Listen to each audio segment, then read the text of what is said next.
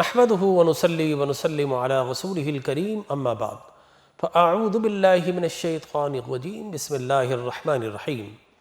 محترم مکرم معظم و محتشم ناظرین کرام، السلام علیکم ورحمۃ اللہ وبرکاتہ۔ ناظرین کرام، دنیا میں شقاوت کی، بربریت کی، وحشت کی، دہشت کی، ظلمت کی، جہالت کی، قتل و غارت گری کی، بربریت کی آپ نے کئی داستانیں سنی ہوں گی۔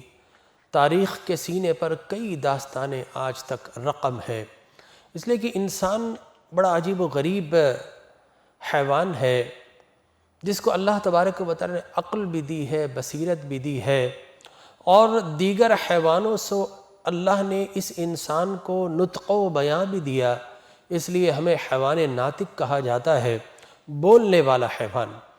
تو حیوانی جبلت انسان میں موجود ہے، لیکن عقل انسانی انسان کو صحیح سمت کی طرف لے جاتی ہے۔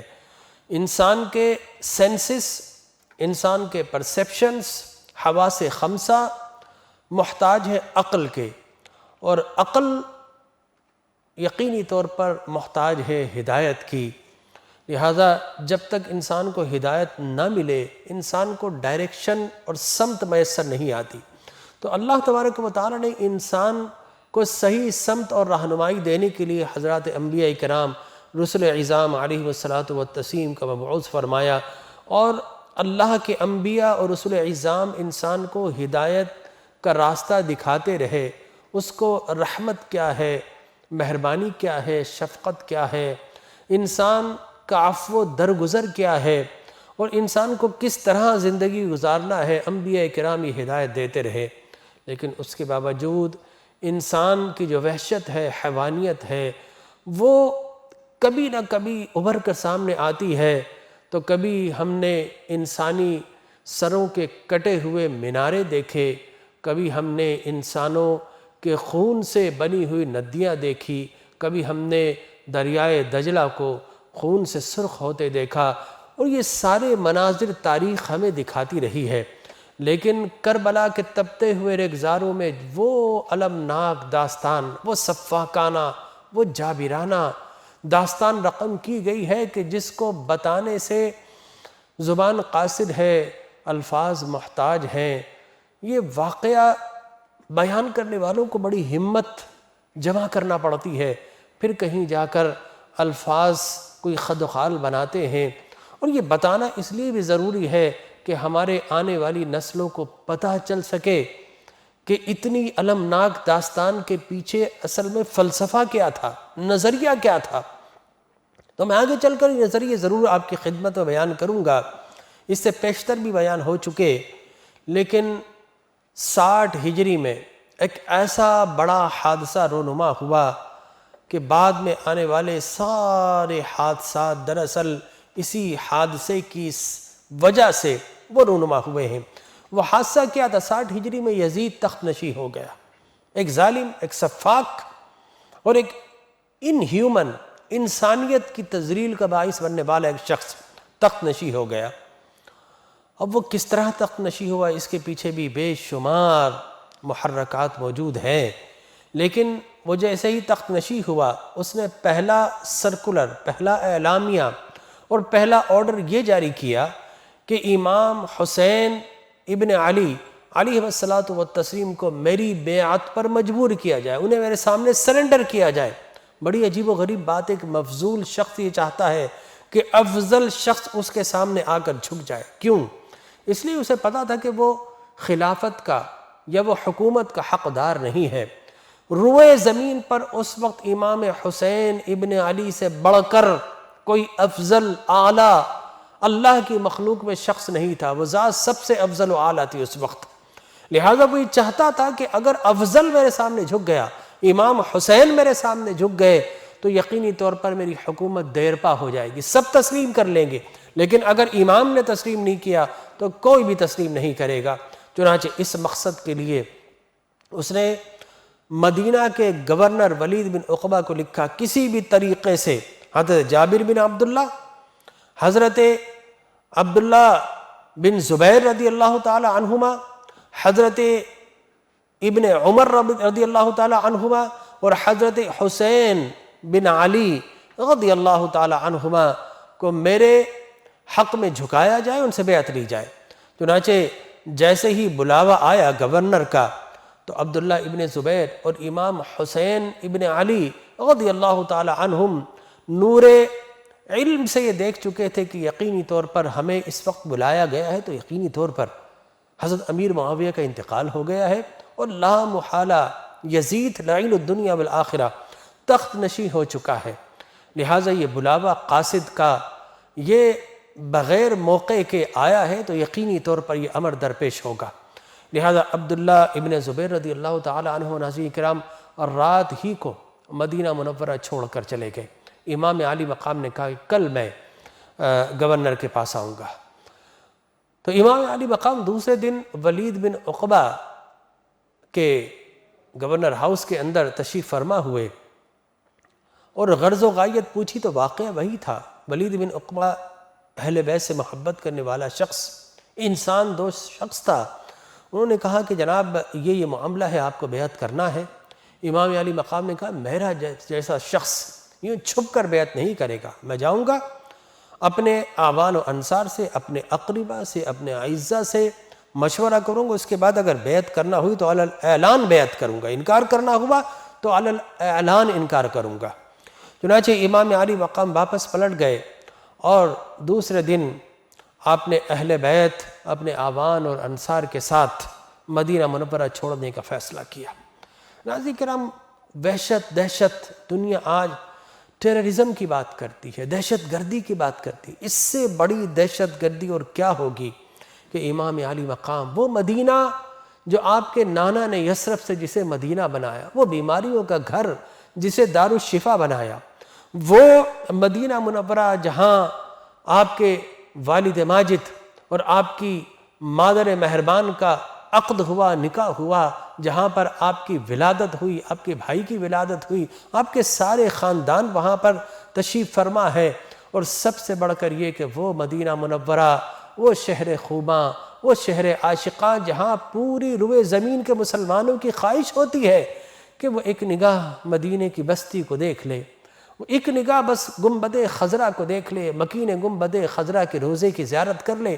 امام علی مقام کو وہ روزہ رسول، اپنے نانا کا روزہ، وہ پر انوار روزہ چھوڑنا پڑا۔ برستی نگاہوں کے ساتھ حاضر ہوئے، وہ نانا کو سلام آخری پیش کیا، اور امام علی مقام نے اپنے نانا کو ساری درخواستیں پیش کی کہ مجھے جانا پڑ رہا اس لیے کہ میں یہاں پر رکوں گا تو آپ کا مدینہ تخت و تاراج کر دیا جائے گا، مدینے کے لوگوں کو مارا جائے گا، لشکر کشی کی جائے گی، اس لیے میرا دل نہیں چاہتا، سب سے بڑھ کر محبوب شہر میں اسے چھوڑ رہا ہوں نانا، آپ کے شہر مدینہ کی عظمت اور پاکیزگی کی خاطر۔ تو امام علی مقام مدینہ چھوڑ کر مکہ المکرمہ میں تشریف فرما ہوئے، اور مکہ کے اندر عبداللہ ابن زبیر رضی اللہ تعالی عنہما نے لشکر جمع کر لیا تھا۔ اگر امام علی مقام چاہتے لشکر کشی کرنا مقصود ہوتا، فوج بنانا مقصود ہوتا، تو امام علی مقام مکہ المکرمہ میں آواز اور صدا لگاتے تو اطراف و اکناف عالم سے ایک نہیں، ہزار نہیں، لاکھوں فرزندان توحید آپ کے لشکر تلے آ کر جمع ہو جاتے۔ لیکن یہ نواسے رسول تھے، ان کا مقصد اس دنیا میں حکومت نہیں کرنا تھا۔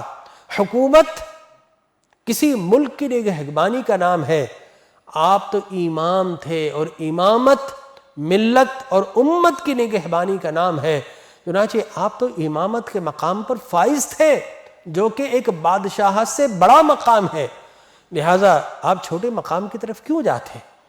آپ مکہ المکرمہ میں آرام فرما ہے، لیکن یکا یک ناظرین کرام ہوتا کیا ہے، کوفہ سے خطوط آنا شروع ہو جاتے ہیں، اور ایک نہیں ہزاروں خطوط آتے ہیں، بوریاں بھر جاتی ہیں، اور تقاضا یہ ہوتا ہے کہ آپ کوفہ تشریف لے آئیں، اگر آپ نہ آئے تو ہم توعن کرہن جبرن یزید کے ہاتھ پر بیعت کر لیں گے، اور کل قیامت میں ہم بری ذمہ ہوں گے اس بات سے کہ اللہ ہم سے سوال کرے کہ تم نے ایک فاسق اور فاجر اور ایک ملعون شخص کے ہاتھ پر بیعت کیوں کی، ایک مطعون شخص کے ہاتھ پر بیعت کیوں کی؟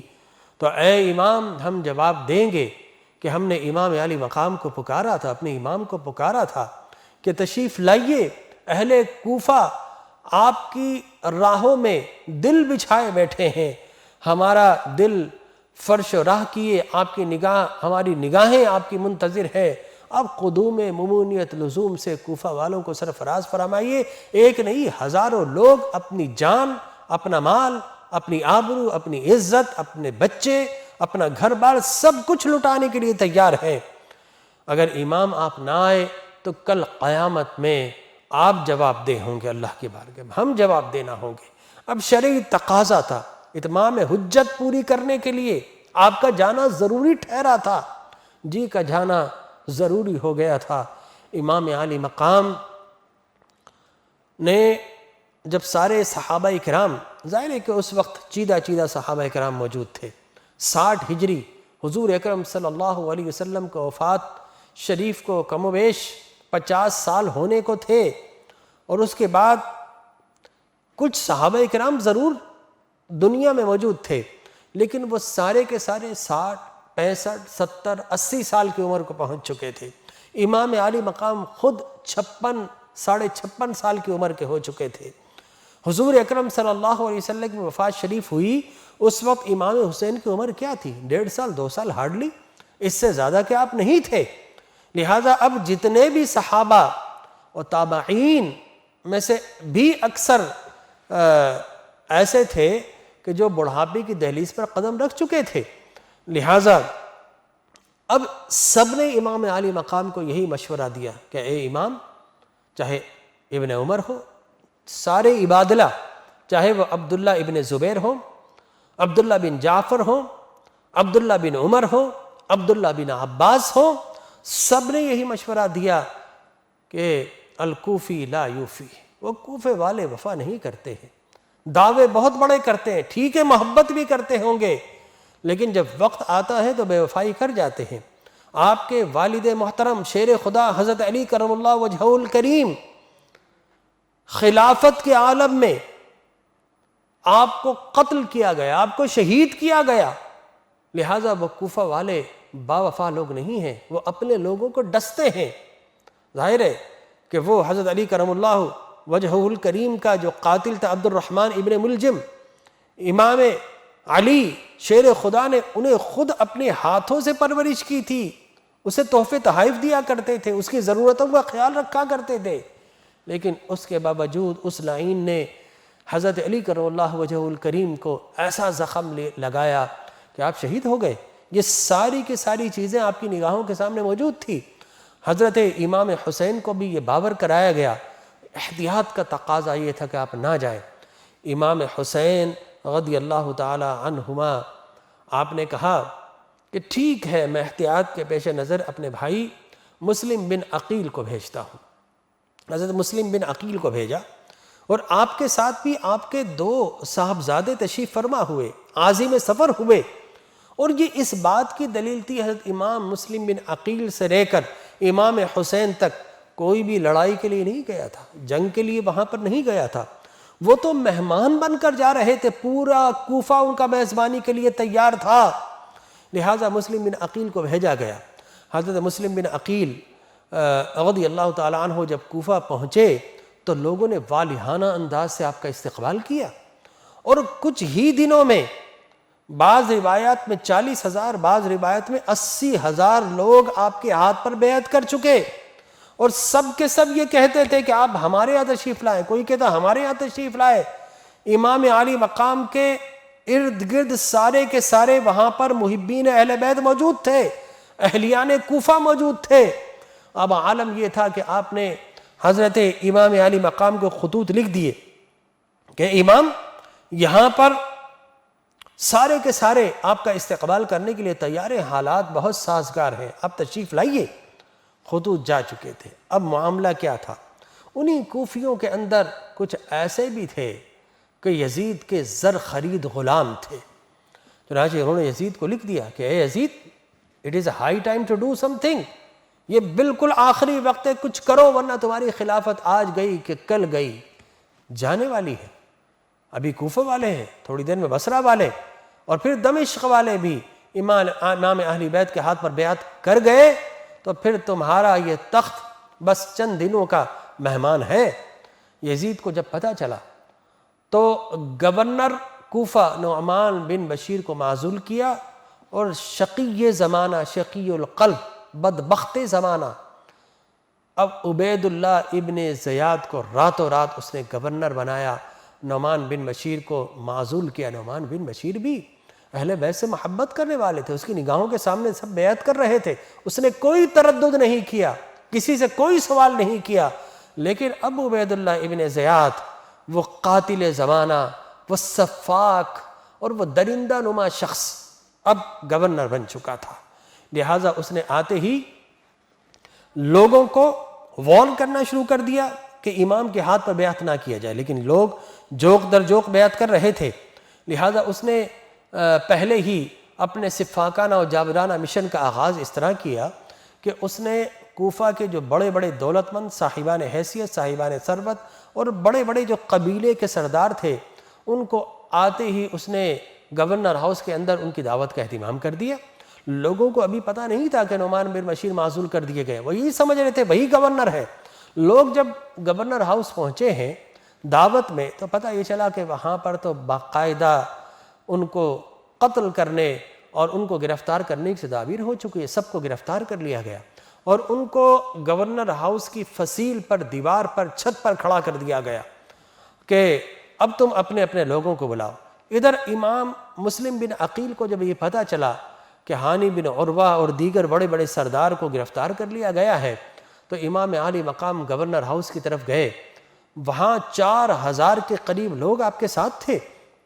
ایمان بھی یہی سمجھ رہے نعمان بن بشیر گورنر ہے، لیکن جب وہاں پر پہنچے تو پتہ چلا کہ عبید اللہ ابن زیاد، وہ سفاک اور وہ قاتل، وہ درندہ نما شخص، وہ اب گورنر بنایا جا چکا ہے. تو امام عالی مقام کا اس سے مکالمہ ہوا، لیکن وہ یہی اصرار کرتا تھا کہ آپ بھی بیعت کر لیجیے. اور ادھر وہ لوگ جو بڑے بڑے سردار موجود تھے تلوار کی نوک پر، ان سب نے اپنے لوگوں کو اشارہ کیا کہ ڈسپرس ہو جاؤ، غائب ہو جاؤ، جدا ہو جاؤ. چنانچہ عالم یہ تھا کہ امام ادھر مکالمہ کر رہے ہیں اور ادھر پلٹ کر کمی گاہ کی طرف دیکھا تو اب حیران و پریشان رہ کے 4000 کا لشکر، محض 30 افراد باقی رہ گئے.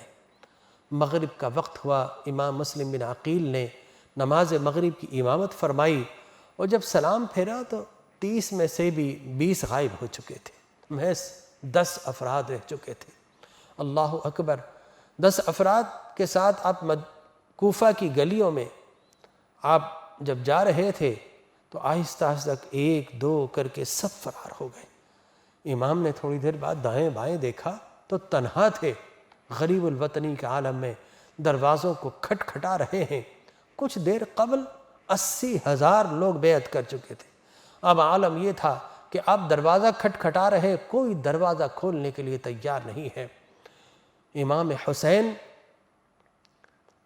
ایک دروازے کو کھٹکھٹاتے ہیں، خاتون، ایک بوڑھی عورت توعا اس کا نام، وہ نکلتی ہے اور پوچھتی، آپ فرماتے پانی پلا دیجیے، میں پیاسا ہوں، بہت دیر سے گلیوں میں گھوم رہا ہوں لیکن کوئی دروازہ کھولنے کے لیے تیار نہیں ہے.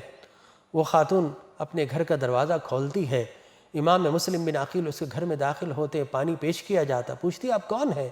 آپ فرماتے ہیں کہ میں اہل بیت اطہار کا ایک غریب الوطن مسافر ہوں، مجھے کوفہ والوں نے بلایا تھا اور اب سارے کے سارے بے وفائی کر گئے. وہ تو کہتے تھے کہ جان بھی جاتی ہے تو جائے، مال بھی جاتا ہے تو جائے، اولاد بھی جاتی ہے تو جائے، امام آپ آئیے ہم بیعت کریں گے. اب ہم آئے ہیں تو عالم یہ ہے کہ کوئی چند قدم ساتھ چلنے کے تیار نہیں ہے. وہ خاتون بڑی رحم دل تھی، آپ کو پناہ دیتی ہے، لیکن معاملہ یہ ہے کہ وہ خاتون تو پناہ دے دیتی ہیں، لیکن اس کا بیٹا، اسے یہ خبر ہو جاتی کہ مسلم بن عقیل ہے. ابن زیاد نے تو ان کے نام پر انعام کا اعلان کر رکھا ہے اور خبردار کیا ہے کہ کوئی پناہ نہیں دے گا. وہ یہ خبر ابن زیاد کو چند سکوں کے عوض امام علی مقام کا سودا کرتا ہے، اور پھر ناظرین کرام امام مسلم بن عقیل کو گرفتار کر لیا جاتا ہے. جب آپ ابن زیاد کے دربار میں پہنچتے ہیں تو خاموشی کے ساتھ آپ اس کے سامنے کھڑے ہوتے ہیں کوہ گراں بن کر۔ داروغہ کہتا ہے کہ آپ نے گورنر صاحب کو سلام نہیں کیا؟ تو امام مسلم بن عقیل کہتے ہیں کہ اگر یہ میرا قتل کرنا چاہتا ہے تو پھر اس کو سلام کیسا، اور اگر یہ قتل نہیں کرتا تو بڑے مواقع آئیں گے سلام کرنے کے، سلام کر لیا جائے گا۔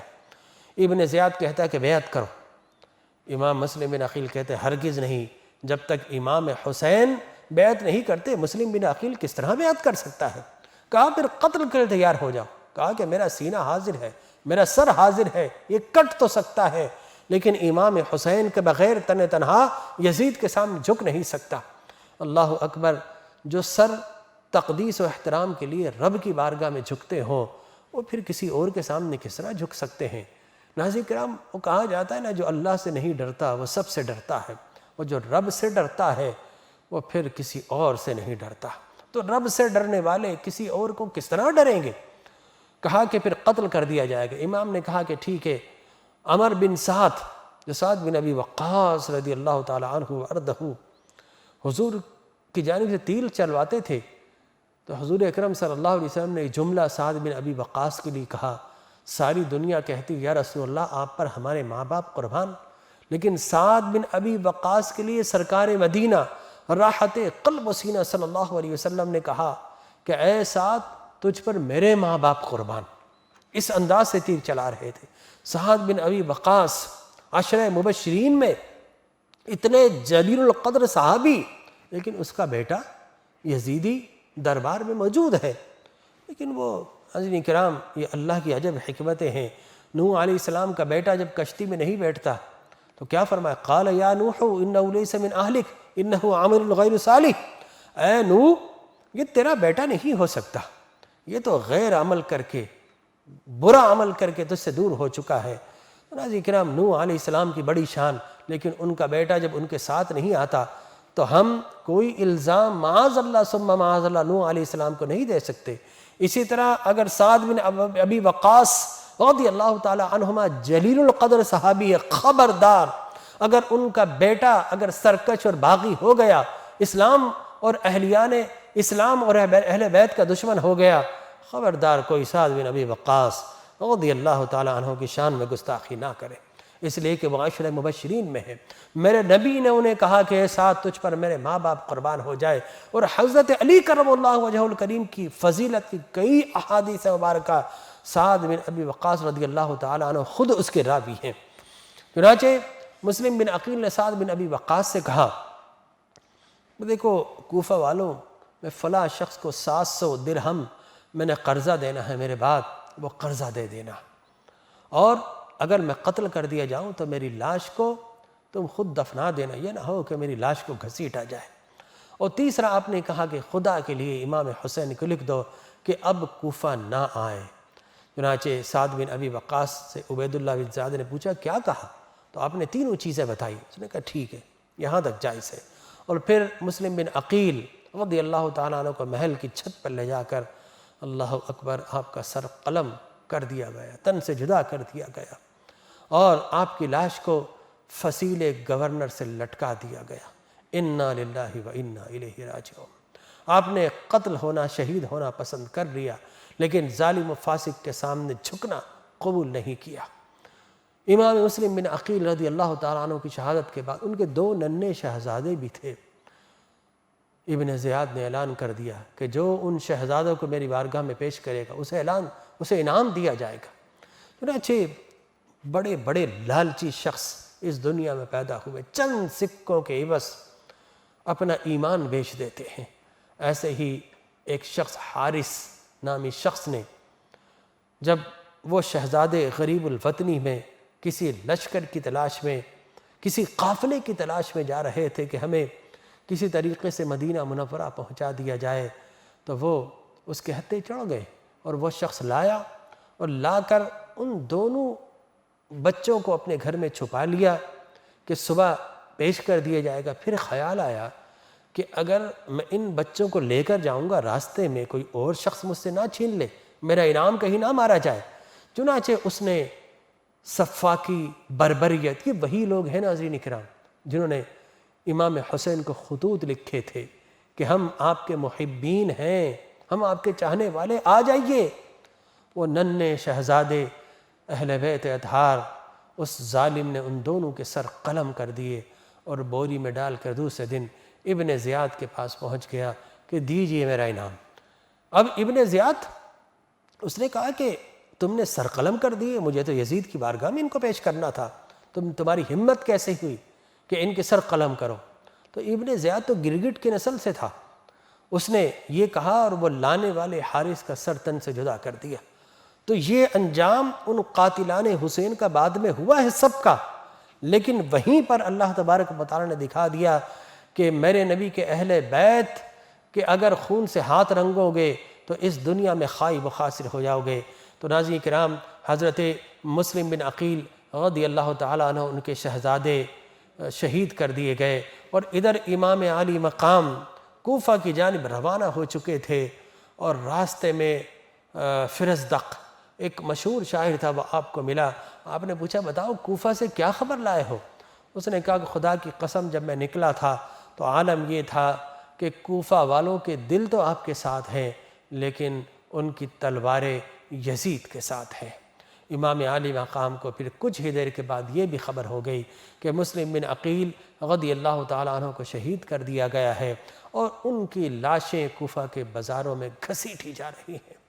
اللہ اکبر۔ امام نے جب یہ منظر سنا تو آپ نے کہا کہ اب مسلم بن عقیل کے بعد پھر جینے کا کیا مزہ، لہذا اب آپ کی شہادت گاہ کی طرف قدم بڑھ رہے ہیں، اور ابھی 2 محرم الحرام آپ کربلا کے اس میدان میں پہنچے۔ اس سے پہلے حر بن یزید ریاحی وہ آپ کو 1000 لشکر کے ساتھ سراؤنڈ کر چکا تھا، اور 2 محرم الحرام کی کیفیت آ چکی تھی۔ ناظرین کرام، اب امام عالی مقام اپنی مقتل گاہ کی طرف بڑھ رہے تھے۔ وہاں کی کربلا کی اداسی، خاموشی اور وحشت، آپ نے پوچھا کہ یہ کون سا مقام ہے؟ بتایا گیا کہ یہ کربلا کے مقام ہے۔ آپ نے کہا کہ یہیں پر خیمے گاڑ دیے گئے، اور اب ہم اپنی مقتل گاہ پہنچ چکے ہیں۔ اور ناظرین کرام، انشاءاللہ اس سے آگے کہ وہ واقعات جو کہ اہل بیت اطہار رضوان اللہ تعالیٰ علیہ مجمعین کے خون سے رنگے ہوئے ہیں، ان کیفیات کو انشاءاللہ آگے چل کر بیان کیا جائے گا۔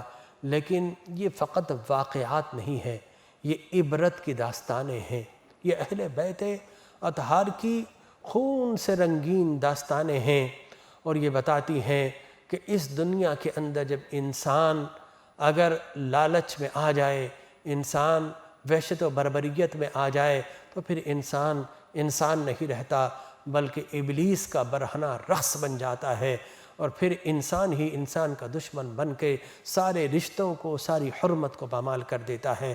اللہ تبارک و تعالیٰ سے دعا ہے کہ جب تک زندہ رہیں اللہ تبارک و تعالیٰ ہمیں حسینی رکھے، فقط لفظاً نہیں عملاً بھی ہمیں حسینی بنائے۔ اگر سر کٹانے کا حوصلہ نہ سہی تو ظالم کے سامنے سر اٹھا کر جینے کا حوصلہ اللہ ہمیں عطا فرمائے۔ آمین۔ وآخر دعوایا ان الحمدللہ رب العالمین۔